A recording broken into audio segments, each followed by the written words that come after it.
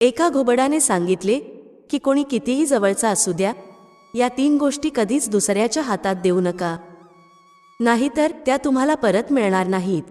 मित्रांनो, आजची कथा खूप रोचक आणि ज्ञानाने भरलेली आहे. आजच्या कथेमध्ये आपण जाणून घेणार आहोत त्या 3 गोष्टींबद्दल ज्या आपण दुसऱ्याच्या हातात देऊ नयेत. मग कोणी कितीही जवळचा किंवा प्रिय असला तरी त्या वस्तू दुसऱ्याच्या हातात दिल्यास कधीच परत मिळणार नाहीत, आणि जरी मिळाल्या तरी त्या पूर्वीसारख्या राहणार नाहीत. मित्रांनो, आजची माहिती खूप महत्त्वाची आणि प्रेरणादायी आहे. जर तुम्ही व्हिडिओ पूर्णपणे पाहिला तर माझ्यावर विश्वास ठेवा, तुम्हाला खूपच मौल्यवान गोष्ट शिकायला मिळेल. चला तर मग विलंब न लावता आजची कथा सुरू करूया. मित्रांनो, एका झाडावर एक घुबड बसला होता आणि तिथून एक गाढव चालला होता. घुबडाच्या मनात गाढवाची थट्टा मस्करी करण्याचा विचार आला. त्याला गाढवाच्या पाठीवर बसून जंगलात फिरायचे होते. झाडावरून उडत घुबड येऊन गाढवाच्या पाठीवर बसला आणि म्हणाला, गाढव भाऊ, तुम्ही कुठे चालला आहात? गाढव म्हणाला, मला गावात जायचं आहे, परंतु मला गावात जाणारा मार्ग माहीत नाही. मित्रांनो, आता गरीब निष्पाप गाढव घुबडाच्या हुशारीचा बळी पडणार होता. घुबड म्हणाला, बघ भाऊ गाढवा, इथून गाव अजून खूप लांब आहे, त्यामुळे गावात पोहोचायला वेळ लागेल. तोपर्यंत मी तुला एक कथा सांगतो. मी सांगत असलेली कथा लक्षपूर्वक ऐक. तुला माहीत आहे का, अशा कोणत्या गोष्टी आहेत ज्या इतरांच्या हातात देऊ नयेत? मग ती व्यक्ती कितीही जवळची असली तरी चालेल. तुला ही कथा ऐकायची आहे का? गाढव म्हणाला, होय गुरुदेव, तुम्ही मला ही कथा सांगा. मी मूर्ख आहे असे समजून अनेकदा लोक माझा गैरफायदा घेतात आणि माझ्याकडून त्या गोष्टी घेतात ज्या मी त्यांना द्यायला नाही पाहिजे. जर तुम्ही मला आधीच सांगितले तर मी देखील सावध होईन आणि त्या 3 गोष्टी इतरांच्या हातात कधीही देणार नाही. तेव्हा घुबड म्हणतो, नीट ऐक, मी तुला एक कथा सांगेन आणि तुला सांगेन की त्या 3 गोष्टी कोणत्या आहेत ज्या इतरांच्या हातात देऊ नयेत, अन्यथा तुला त्या परत मिळणार नाहीत. गाढव म्हणाला, ठीक आहे गुरुदेव, तुम्ही कथा सांगण्यास प्रारंभ करा. घुबड गाढवाच्या पाठीवर बसून आरामात जंगलात फिरण्याची मजा घेत गाढवाला कथा सांगू लागतो. घुबड म्हणाला, एकेकाळी एका नगरात एक राजा राहत होता. त्या राजाला मुलबाळ नव्हते. राणीच्या पोटातून एकही मूल जन्माला आले नव्हते. त्यामुळे राजा फार दुःखी असायचा. राजा जेव्हा कधी त्याच्या नगरात जायचा तेव्हा काही लोक त्याला म्हणायचे की हा राजा वांझ आहे आणि त्याची राणी वांझ आहे. हा राजा त्याच्या पूर्वीच्या जन्मात मोठा पापी असावा, म्हणून याच्या नशिबात संतान सुख नाही. सकाळी जर कोणी त्याचा चेहरा पाहिला तर त्याला संध्याकाळपर्यंत अन्न मिळणार नाही आणि त्याचे कोणतेही काम पूर्ण होत नाही. मित्रांनो, प्रजेच्या अशा गोष्टी ऐकून राजा खूप दुःखी होत असे. राजाला हे चांगलंच माहीत होतं की आपल्या प्रजेच्या लोकांना प्रत्येकामध्ये काही ना काही दोष आढळतो आणि जोपर्यंत मला मुलगा किंवा मुलगी होत नाही तोपर्यंत मला त्यांचे टोमणे ऐकावे लागतीलच. या सर्व गोष्टींमुळे राजा आणि राणी खूप दुःखी असायचे. एके दिवशी राजा राणीसोबत आपल्या महालात फेरफटका मारत होता आणि त्याच्या मनात या सर्व गोष्टी चालू होत्या की माझे नशीब काय आहे, देवाने मला राज्य दिले तर राज्याचा कोणीतरी उत्तराधिकारी द्यायला हवा होता. आज माझी अवस्था अशी आहे की मी जिथे जातो तिथे लोक मला कमनशिबी म्हणत टोमणे मारतात. लोकांचे बोलणे ऐकून माझे हृदय छेदून गेले आहे. मित्रांनो, पतीच्या चेहऱ्यावरचे अत्यंत दुःखाचे भाव पाहून राणीला समजले की माझा नवरा नक्कीच कोणत्या तरी मोठ्या दुःखात बुडाला आहे. राणीने ताबडतोब हात जोडून विचारले, महाराज, काय झाले आहे? तुम्ही रोज आनंदी दिसता, पण आज तुम्ही कुठल्या तरी खोल चिंतेत बुडालेले दिसत आहात. तेव्हा राजा म्हणाला, राणी, मला माझ्यावर सोड. मी का दुःखी आहे? मी कोणत्या चिंतेत आहे? तू काळजी करण्याची गरज नाही. तेव्हा राणी म्हणते, महाराज, असे का बोलत आहात? मी तुमची पत्नी आहे. जर तुम्हाला कोणत्या गोष्टीची चिंता असेल तर मला त्याबद्दल जाणून घेण्याचा पूर्ण अधिकार आहे. त्या दुःखात सहभागी होणे हे माझे कर्तव्य आहे. मी माझे कर्तव्य बजावत आहे. महाराज, तुमचे दुःख, तुमची चिंता, माझे दुःख, माझी चिंता. तुमच्या मनात जे काही चालू आहे ते कृपया मला सांगा. आपल्या प्रिय राणीचे असे बोलणे ऐकून राजा म्हणतो, राणी, माझ्या चिंतेचे कारण जर तुम्हाला जाणून घ्यायचे असेल तर त्याचे कारण म्हणजे आपण दोघेही निपुत्रिक आहोत हे आहे. मी जेव्हाही नगरात जातो तेव्हा लोक मला पाहून तोंड मुरडतात. ते मला निपुत्रिक म्हणतात, तुम्हाला वांस म्हणतात. आता मी या जगाचे बोलणे ऐकू शकत नाही. मला देवाला विचारायचे आहे की देवा, मी कोणत्या जन्मात अशी कोणती पापे केली आहेत ज्याची किंमत या जन्मी आम्हाला चुकवावी लागत आहे. मूल झाल्याचा आनंद आपल्याला का बघता येत नाही. मित्रांनो, राणीला चांगलंच समजलं होतं की राजा रात्रंदिवस उदास का राहतो. त्याचबरोबर राजाच्या या उदासपणामुळे राजाला राजेशाही कार्यसुद्धा नीट करता येत नाहीत. राजाची ही चिंता मला दूर करावीच लागेल. राणी विचार करू लागली की मी राजाला प्रत्यक्षात नाही परंतु अप्रत्यक्षरित्या नक्कीच आनंदी करू शकते. मी खोटे बोलून राजाला खुश करू शकते. मित्रांनो, काही दिवसांनी राणी राजाला ही खोटी बातमी देते की महाराज, मी गरोदर आहे. आता तुम्ही मुलाची काळजी करू नका. आता लवकरच एक लहान मूल आमच्या वाड्यात खेळणार आहे. लवकरच एक लहान मूल तुमच्या मांडीवर खेळणार आहे. त्यामुळे आता तुम्हाला किंवा मला कोणी वांज म्हणणार नाही. लवकरच आपल्याला आपल्या राज्याचा वारस मिळेल. प्रेक्षक मित्रांनो, राणीचे हे विधान जीव ओवाळून टाकण्यासारखे होते.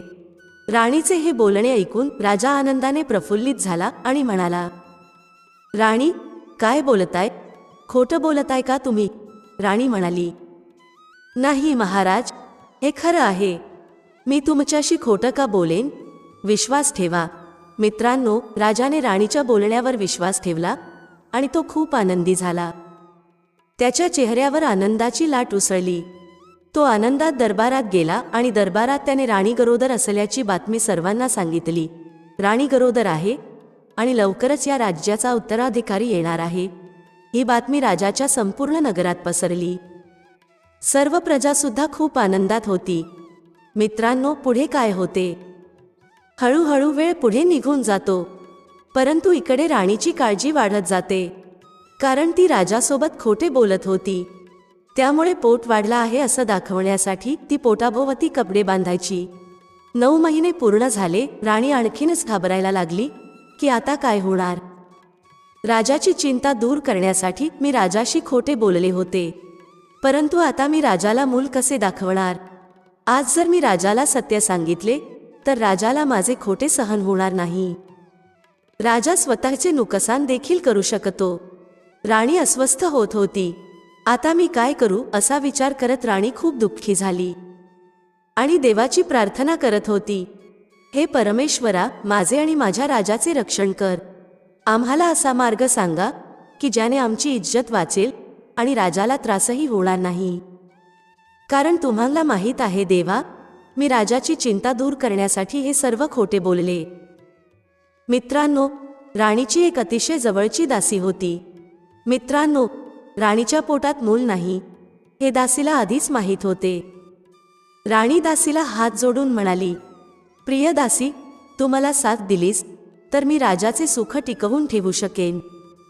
माझं एक गुपित आहे जे मी तुला सांगणार आहे, परंतु तुला ते गुपितच ठेवायचे आहे. मित्रांनो, दासी म्हणते, राणी साहेबा, तुम्ही मला जे सांगाल ते करण्यास मी तयार आहे. तुमचे हे रहस्य सदैव गुपित राहील. माझा जीव गेला तरी ते कोणाला कळणार नाही. राणीने दासीला त्यांच्या कुळब्राह्मणाला बोलविण्यास सांगितले. ब्राह्मणाला त्यांनी सर्व काही पटवून सांगितले की कशा प्रकारे राजासोबत खोटे बोलायचे आहे. त्यानंतर राणीने राजाला खोटी बातमी पाठवली. दासीने जाऊन राजाला बातमी दिली, अभिनंदन महाराज, राणीने एका अतिशय सुंदर मुलाला जन्म दिला आहे. मित्रांनो, पण मुलगा जन्माला आलाच नव्हता. हे सर्व राणी खोटे बोलत होती. जेव्हा राजाने ऐकले तेव्हा मुलाला पाहण्यासाठी राजा ताबडतोब राणीच्या महलाकडे धावला. तेवढ्यातच दासी म्हणाली, राजासाहेब थांबा, तुम्ही तुमच्या मुलाचे तोंड पाहू शकत नाही. जर तुम्ही त्याचे तोंड पाहिले तर राजकुमाराचा मृत्यू होऊ शकतो. हे राजा, जेव्हा मुलगा मोठा होईल आणि मुलगा लग्नास पात्र होईल तेव्हा तुम्ही तुमच्या मुलाला पाहू शकाल. राजाने याबाबतीत कुलब्राह्मणाला विचारले. तेव्हा ब्राह्मण सुद्धा राजाला म्हणाला, हो महाराज, तुम्ही राजकुमाराचे तोंड आता पाहू शकत नाही, तर तुम्ही असे केले तर राजकुमाराच्या जीवाला धोका निर्माण होऊ शकतो. त्यामुळे तुम्ही राजकुमार विवाहयोग्य होण्यापर्यंत धीर धरा. मित्रांनो, कुल ब्राह्मणाने बोलणे ऐकून राजाला प्रथम खूप वाईट वाटले. मग त्याने विचार केला, काही फरक पडत नाही. घरात एक मूल आहे आणि तो माझा आहे. फक्त त्याचा तोंड पाहण्यासाठी मला काही वर्ष प्रतीक्षा करावी लागणार आहे. मी आता एका पुत्राचा वडील बनलो आहे, त्यामुळे लोक आता मला टोमणे मारणार नाहीत. मला कोणी वांज म्हणणार नाही. जेव्हा मुलगा मोठा होईल आणि त्याचे लग्न करू, तेव्हा मी त्याला पाहू शकेन. यानंतर राजा आनंदाने राजदरबाराकडे येतो आणि दरबारात पोहोचल्यानंतर तो गरिबांना भरपूर दान देतो. दुसरीकडे राजवाड्यात बसून राणी खूप रडत असते. ती विचार करत असते की मी राजाला खोटे सुख देऊन चांगले केले नाही. मुलाच्या लग्नापर्यंत मी राजासोबत खोटे बोलेन, त्यानंतर काय होईल, हा सगळा विचार करून राणीचे मन धडधडत होते. दासी म्हणाली, राणी, काळजी करू नका, अजून त्या गोष्टीला खूप वेळ आहे. देव नक्कीच काहीतरी मार्ग काढेल. मित्रांनो, अशा प्रकारे दासीने राणीला समजावले. वेळ हळूहळू पुढे पुढे चालला होता. बोलता बोलता 20 वर्षे निघून गेली. राजाला वाटतं की माझा मुलगा आता 20 वर्षांचा झाला आहे, त्यामुळे त्याचं वय विवाह करण्यायोग्य झाले आहे. राजाने लगेचच लग्न जमवणाऱ्या व्यक्तीला बोलावले आणि सांगितले, आमचा मुलगा आता 20 वर्षांचा झाला आहे, त्यामुळे आम्ही त्याचा विवाह करू इच्छित आहोत. तुम्ही आमच्या मुलासाठी एक सुसंस्कारी, सुशील, सुंदर मुलगी शोधा. लग्न जाणवणाऱ्या व्यक्तीने लगेचच शेजारील राज्यांच्या राजांना याबाबतीत सांगितले. बातमी मिळताच अनेक राजे महाराजे लग्नाबद्दल बोलणी करण्यासाठी येऊ लागले. राजपुत्राच्या लग्नाचा प्रस्ताव द्यायला बरेच लोक आले. तेव्हा राजा ताबडतोब राणीच्या खोलीत पोहोचला आणि म्हणाला, प्रिये, आपल्या मुलाचे वय आता 20 वर्षे झाले आहे आणि हे वय विवाह योग्य आहे. आम्ही आजूबाजूच्या राज्यातील राजांना सांगितले होते की आम्ही आमच्या राजकुमाराचे लग्न करू इच्छित आहोत. तर आता तुम्ही राजकुमाराला आमच्या सोबत पाठवा. जे राजे महाराजे आपल्या इथे आले आहेत, त्यांना राजकुमाराला पाहायचे आहे. आता मित्रांनो, राणी मोठ्या प्रश्नात सापडली. राणीला मुलगा झालाच नाही, तर ती राजकुमाराला राजासोबत पाठवेल तरी कसे? काय करावे राणीला काहीच सुचेना. राणीने पुन्हा खोटं सांगितलं, महाराज, तुम्ही म्हणता ते बरोबर आहे. लोक लग्नाचा प्रस्ताव ठेवायला येतील तेव्हा त्यांना मुलगा दाखवावा लागेल. पण एक अतिशय महत्त्वाची गोष्ट आहे. राणी म्हणाली, महाराज, मला माफ करा. आपल्या कुल ब्राह्मणाने मला सांगितले आहे की आपण मुलाला इथे दाखवले तर फार मोठा अनर्थ होईल. आपला मुलगा मरूसुद्धा शकतो. महाराज, जमलेल्या राजांना तुम्ही सांगा की ज्याला लग्न करायचे आहे त्याने या अटीवर करावे की मुलगा जेव्हा नवरदेव बनून लग्नमंडपात जाईल तेव्हाच त्याला बघता येईल. जो आपल्या मुलाला न पाहताच लग्नासाठी तयार होईल त्याच्यासोबतच आपण सोयरीक जुळवू, असं राणीने राजाला सांगितले. राणीचे म्हणणे ऐकून राजा परत गेला. दरबारात जाऊन राजा म्हणतो की भावांनो, मला माफ करा. जर तुम्हाला मुलगा न बघता तुमच्या मुलीचा विवाह राजकुमारासोबत करायचा असेल तर आम्ही ते करायला तयार आहोत. कारण आमच्या कुल ब्राह्मणाने असे सांगितले आहे की मुलगा आत्ता दाखवला तर मोठे अपशकुन घडू शकते. मुलाला काहीही होऊ शकते, म्हणूनच मुलगा इथे दाखवला जाणार नाही. मुलगा थेट लग्नमंडपात दाखवला जाईल. जर तुम्हाला माझी ही अट मान्य असेल तर मी माझ्या राजकुमाराचे लग्न तुमच्या मुलीसोबत करण्यासाठी तयार आहे. जर ही अट तुम्हाला मान्य नसेल तर माझा नाईलाज आहे. मित्रांनो, राजाने जेव्हा ही गोष्ट सर्वांना सांगितली तेव्हा हे ऐकून ते सर्वजण तिथून परतले. मित्रांनो, परंतु त्या राज्यांमध्ये एक राजा होता ज्याला ही अट मान्य होती. तो राजा म्हणाला, काही हरकत नाही, तसंही मुलगा मी लग्नमंडपात पाहीनच, त्यामुळे मला यामागे काहीच हरकत नाही. मी माझ्या मुलीचे लग्न राजकुमारासोबत लावून द्यायला तयार आहे. मित्रांनो, तेच होते. तिथे जो राजा होता तो त्याच्या मुलीचे त्या राजकुमारासोबत नाते निश्चित करून त्याच्या घरी जातो. घरी गेल्यावर राजा लग्नाची तयारी करू लागतो. दुसरीकडे राजा जातो आणि राणीला सर्व हकीकत सांगतो. की एका राजाने आपल्या मुलीचे नाते आपल्या राजकुमारासोबत निश्चित केले आहे. आपल्या मुलाचे लग्न ठरले आहे आणि लग्नाची तारीखही निश्चित झाली आहे. आता मी आपल्या मुलाचे लग्न मोठ्या थाटामाटात करू. मित्रांनो, राजाचे म्हणणे ऐकून राणीने काहीच उत्तर दिले नाही आणि म्हणाली, ठीक आहे, आम्ही तयार आहोत. तुम्ही लग्नाची तयारी करा आणि आपल्या मुलाचे लग्न थाटामाटात करा. राणीसोबत काही वेळ घालवल्यानंतर राजा त्याच्या दरबारात येतो. इकडे राणीला खूप वाईट वाटत असते. राणी तिच्या दासीला बोलवते आणि खूप रडून म्हणते, ताई, आता माझ्या मुलाचे लग्न देखील पक्के झाले आहे. लग्नाची तारीख देखील निश्चित झाली आहे. आता मला सांगा, मी काय करू? मी हे कसे लपवू? हे दासी, मी माझ्या पतीसोबत खोटे बोलून खूप मोठी चूक केली आहे. मी त्या वेळेला माझ्या नवऱ्याच्या आनंदासाठी तसे बोलले होते, परंतु आता मी माझ्याच खोट्यामध्ये पूर्णपणे अडकले आहे. पुढे काय करायचे हे मला काहीच सुचत नाही.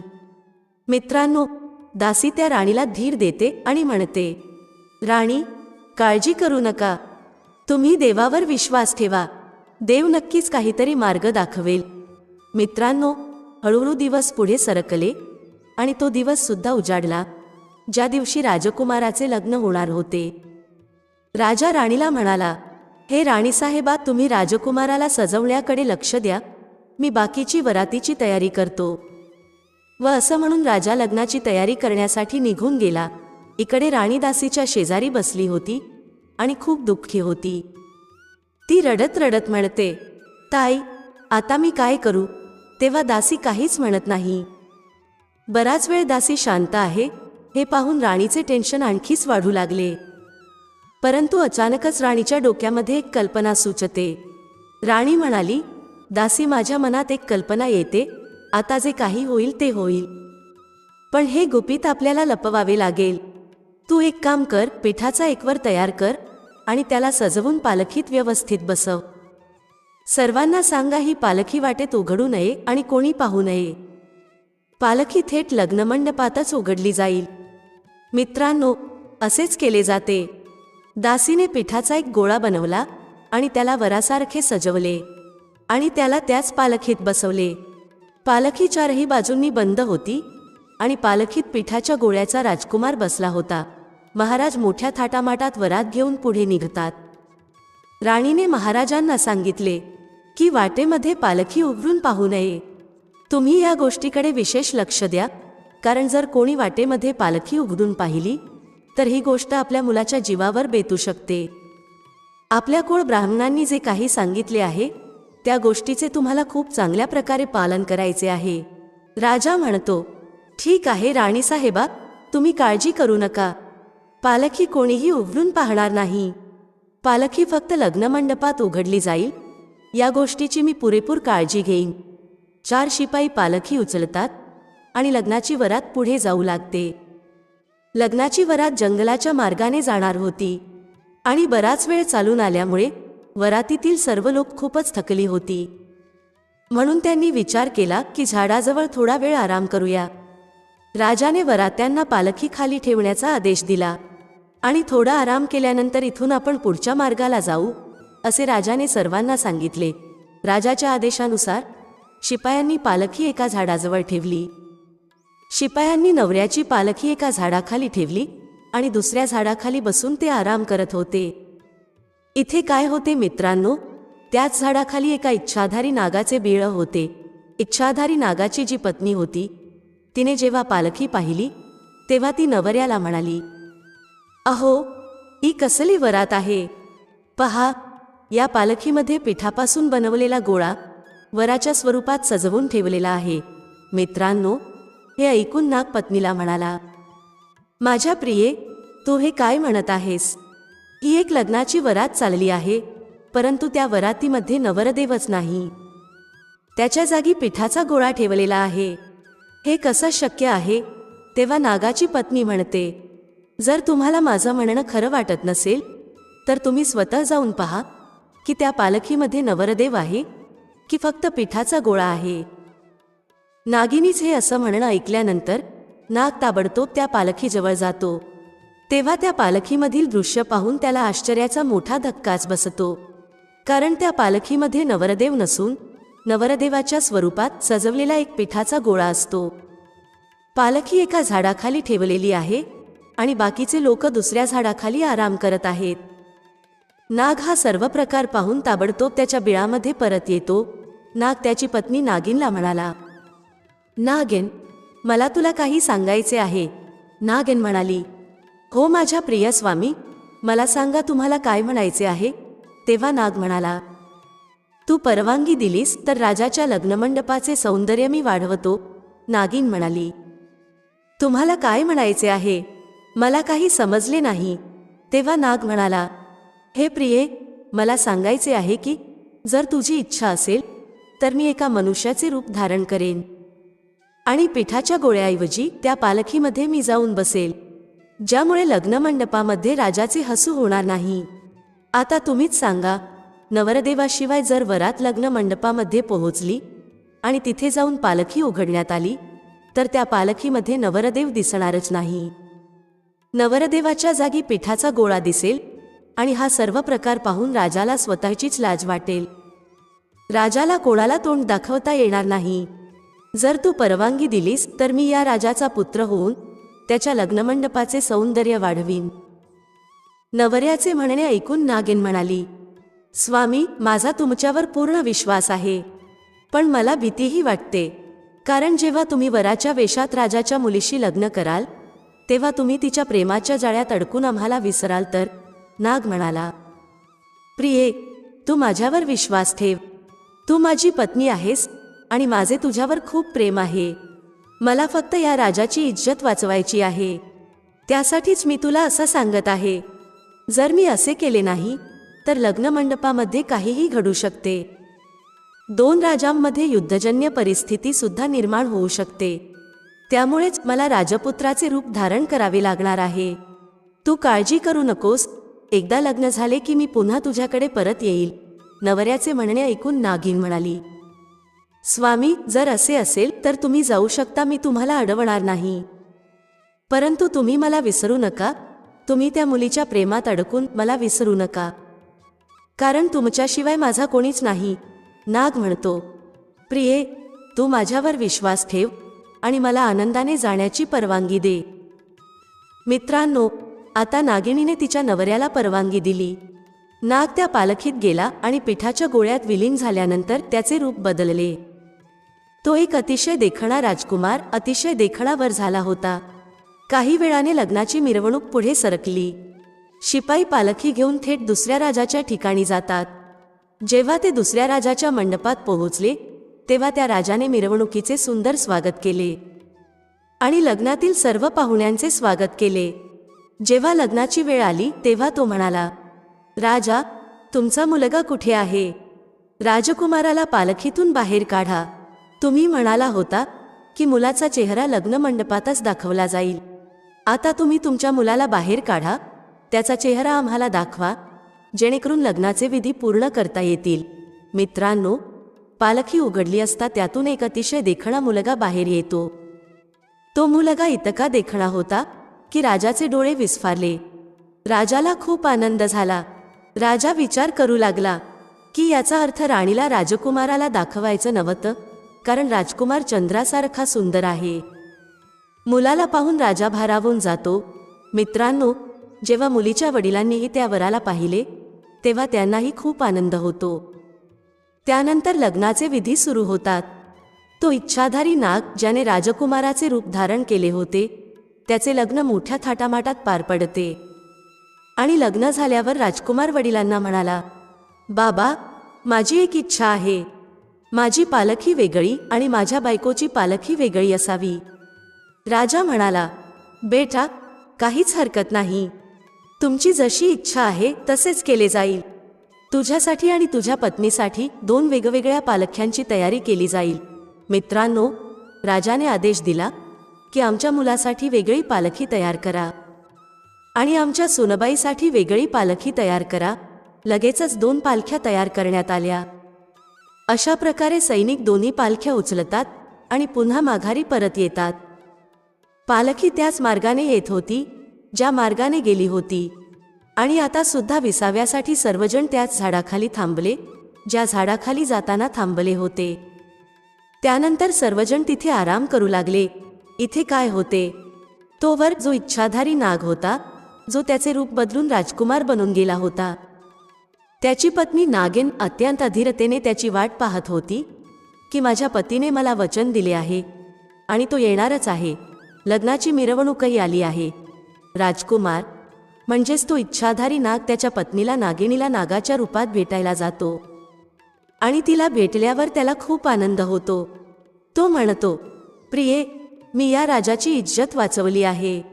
मी त्याच्या लग्नमंडपाची शोभा वाढवली आहे. मी राजकुमाराचे रूप धारण केल्यामुळे दोन्ही राज्यांमध्ये कोणत्याही प्रकारे वादविवाद झाला नाही. सर्व कार्यक्रम अगदी आनंदाने साजरा झाला आहे आणि आता लग्नाची वरात पुन्हा माघारी चालली आहे. मी 2 पालख्या घ्यायला राजाला सांगितल्या होत्या. एका पालखीमध्ये मी बसून आलो आणि दुसऱ्या पालखीमध्ये राजाची सुनबाई आहे. मित्रांनो, हे ऐकून नागिनीला खूप आनंद झाला. नागिन म्हणाली, ठीक आहे, तुम्ही हे खूप चांगले काम केले आहे, पण आता तुम्ही कुठेही जाणार नाही. आता तुम्ही माझ्याजवळच राहा. नाग म्हणाला, प्रिये, तुला आणखी थोडा धीर धरावा लागेल. नागिन म्हणाली, म्हणजे तुम्हाला काय म्हणायचं आहे?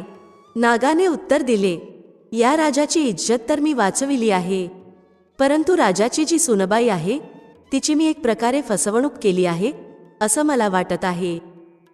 कारण जेव्हा लग्नाची वरात तिच्या सासरी पोहोचेल तेव्हा तिथे त्यांना राजकुमार कुठेही दिसणार नाही.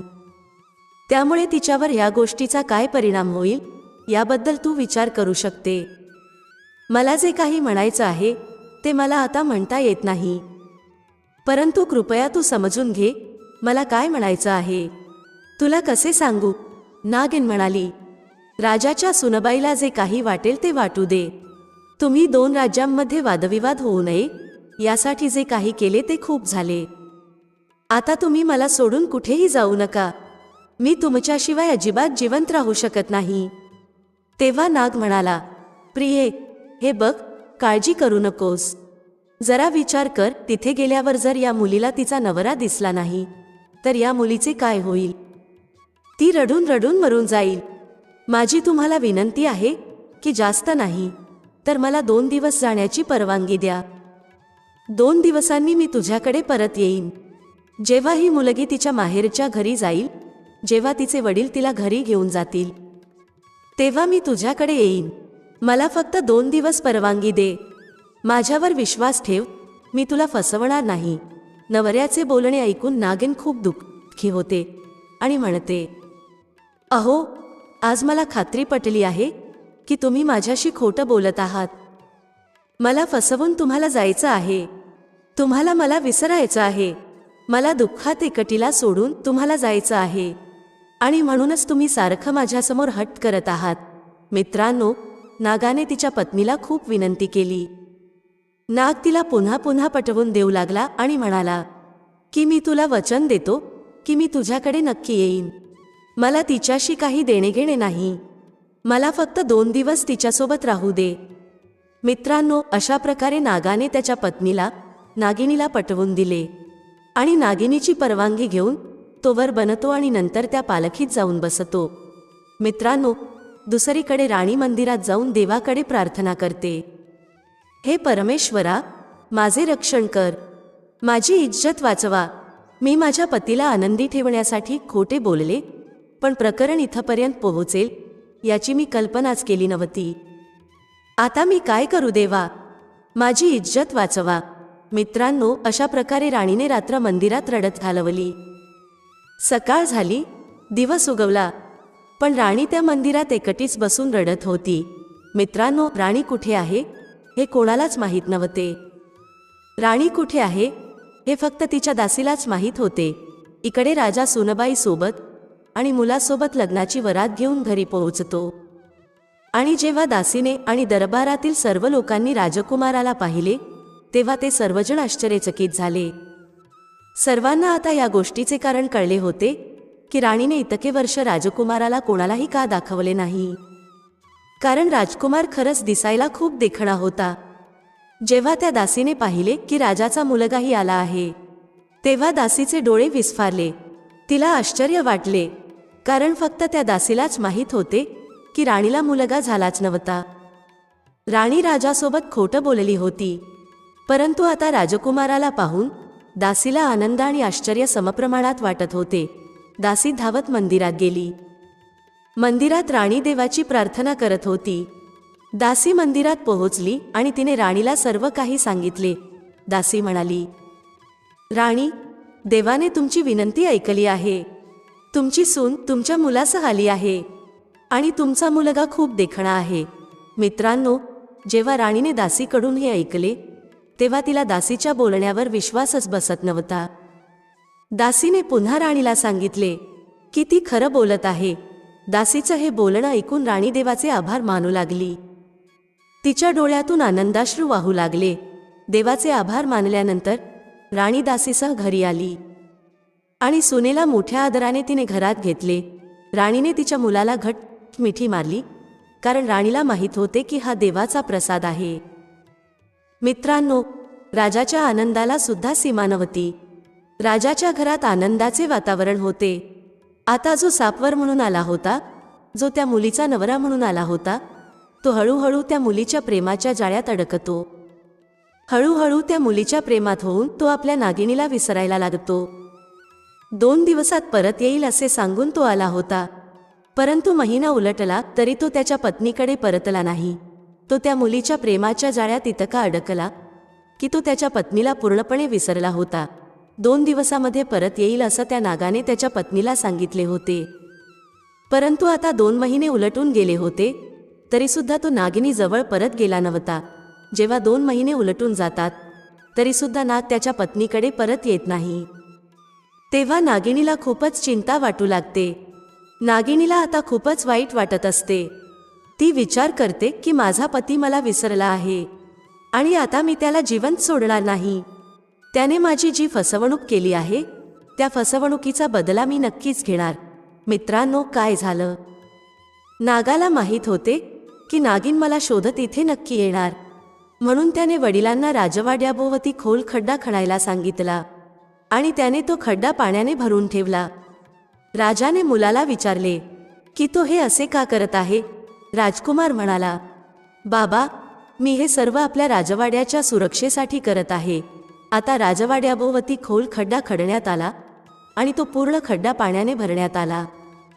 इच्छाधारी नागाला वाटले की आता त्याची पत्नी नागिन राजवाड्यामध्ये येऊ शकत नाही. त्या नागाचे म्हणजेच त्या राजकुमाराचे त्याच्या पत्नीवर इतके प्रेम जडले होते की त्याला तिला सोडून जायची इच्छाच नव्हती. त्याला वाटले की आपल्याला इतकी सुंदर बायको मिळाली आहे, आता मी माझे संपूर्ण आयुष्य तिच्यासोबत घालवीन, कारण राजा आणि राणी म्हणजेच राजकुमाराचे आई वडीलही माझ्यावर खूप प्रेम करतात. मी निघून गेलो तर हे लोक कसे जगतील आणि ही बिचारी मुलगी कशी जगेल? त्यामुळे त्या इच्छाधारी नागाने त्याची पत्नी नागिन हिचा काहीही विचार केला नाही आणि तो राजकुमारच्या पत्नीसोबत आनंदाने राहू लागला. त्याने राजवाड्याभोवती खोल खड्डा खणला होता व तो खड्डा पाण्याने भरला होता, ज्यामुळे तो निश्चिंत झाला होता. त्याला वाटलं होतं की आता त्याची पत्नी नागिन त्याच्यापर्यंत कधीही पोहोचू शकणार नाही. परंतु दुसरीकडे नागिनीला तिचा बदला घ्यायचा होता. ती तिच्या पतीला शोधण्यासाठी इकडे तिकडे भटकत असते आणि भटकत भटकत ती राजवाड्यापर्यंत पोहोचते. परंतु राजवाड्यापर्यंत पोहोचल्यावर ती पाहते की राजवाड्याभोवती खोल खड्डा खणला आहे आणि त्या खड्ड्यामध्ये पाणी भरलेलं आहे. हा सर्व प्रकार पाहून तिला कळतं की हा सर्व सापळा नागाने म्हणजेच तिच्याच नवऱ्याने रचलेला आहे. हा सर्व प्रकार पाहून नागिनीला आणखी जास्त राग येतो आणि तिची सुडाची भावना आणखी मोठ्या प्रमाणात वाढते. आता नागिनीला त्या राजवाड्यामध्ये प्रवेश करायचा होता, परंतु तिला मार्ग कुठूनही सापडत नव्हता. ती संपूर्ण राजवाड्याला फेरी मारते, परंतु तिला मार्ग कुठेही सापडत नव्हता. अखेर तिला एक छोटासा मार्ग सापडतो, ज्या मार्गाने ती राजवाड्यामध्ये प्रवेश करते. आत गेल्यावर नागिनीने पाहिले की तिचा नवरा त्या मुलीसोबत बेडवर आरामात झोपला होता. जेव्हा नागिनने तिथे पोहोचून तिच्या नवऱ्याला त्या मुलीजवळ झोपलेलं पाहिलं, तेव्हा तिच्या रागाला पारावार उरला नाही. रागाच्या भरात ती विचार करू लागली की या दोघांना दंश करून मारून टाकावे. परंतु पुढच्याच क्षणी नागिनीच्या मनामध्ये विचार येतो की जर मी माझ्या नवऱ्याला दंश करून मारलं तर मग या मुलीचं काय होणार. तिच्या नवऱ्याशिवाय ही मुलगी सुद्धा मारून जाईल. आणि जर मी या मुलीला दंश केला तर माझा नवरा या मुलीच्या प्रेमामध्ये पूर्णपणे आंधळा झाला आहे. त्यामुळे जर मी या मुलीला मारलं तर तो सुद्धा आत्महत्या करेल. म्हणूनच कोणीतरी असे म्हटले आहे की या 3 गोष्टी तुमचा कितीही जवळचा माणूस असू द्या त्याला कधीही देऊ नये. माणसाने त्याच्या आयुष्यामध्ये या गोष्टीची खबरदारी नक्कीच घ्यायला हवी. नंबर 1, स्त्रीने तिचा नवरा कधीही दुसऱ्या स्त्रीला देऊ नये. त्याचबरोबर एका पुरुषाने त्याची पत्नी दुसऱ्या पुरुषाला देऊ नये, अन्यथा ते तुम्हाला परत मिळणार नाहीत. आणि जरी ते परत मिळाले तरी ते पूर्वीसारखे कधीच राहणार नाहीत. नंबर 2, पैसे. कमावलेला पैसा दुसऱ्याच्या हातात देऊ नये. दुसऱ्याच्या हातात गेलेले पैसे परत मिळण्यात मोठी अडचण होते आणि आपण कोणाला दिलेले पैसे योग्य वेळी कधीच परत मिळत नाहीत. त्यामुळे तुम्ही या गोष्टीची सुद्धा खबरदारी घ्यायला पाहिजे. कोणालाही पैसे देताना विचार नक्कीच करायला पाहिजे. नंबर 3, न वाचलेल्या पुस्तकाचे ज्ञानही योग्य वेळी कधीच उपयोगी पडत नाही. या 3 गोष्टी माणसाने दुसऱ्याकडे कधीही देऊ नयेत. नागिन विचार करू लागली की माझ्याकडे आता काहीच उरले नाही. मी जाणून बुजून माझ्या पायावर कुऱ्हाड मारली आहे. मी माझा नवरा माझ्या स्वतःच्या हातांनी दुसरीला दिला आहे. या सर्व गोष्टींमध्ये चूक फक्त माझीच आहे. मी त्याचवेळी माझ्या नवऱ्याला थांबवायला हवे होते. जर मी आता माझ्या नवऱ्याला दंश करून मारले तर ही मुलगी विधवा होईल व मला असं बिलकुल नको आहे. मित्रांनो, हा विचार केल्यावर नागिन तिच्या नवऱ्याला आणि त्या मुलीला चावण्याचा विचार बदलते. त्यानंतर ती नागिन विचार करते की मी या दोघांना मारणार नाही, परंतु स्वतःचे प्राण नक्कीच संपवणार आहे.